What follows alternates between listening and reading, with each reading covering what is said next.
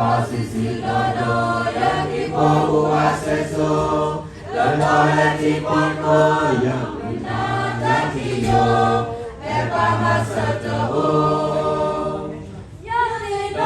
Yang tino, sai syukasa,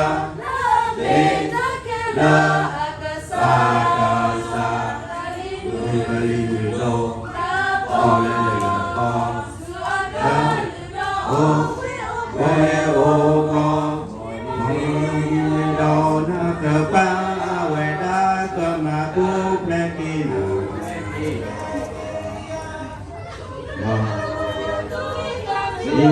Kami masuk ke Mekah di Kuala.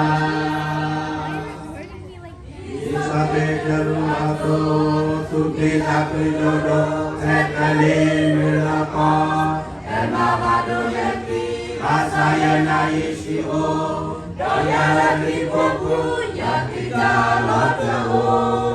Awet kemasa yang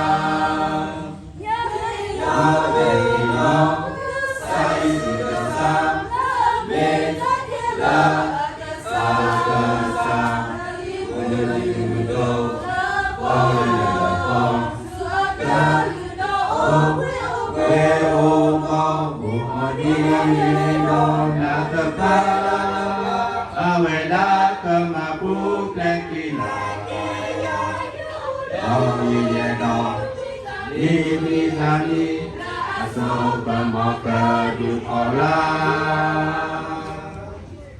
Wala kalau banyak tak mutanya Allah wedi likola kola yo tapi tak tak bayo tak kota penemat tak boleh Allah Yesus paksa. Lo ya tino sai syukasa le la sa ka sa Indo oleh lepas sa om we om umadi lo natapa aweda kamapu blekina oh yeah ini kami masuk ke Mekah di Kuala.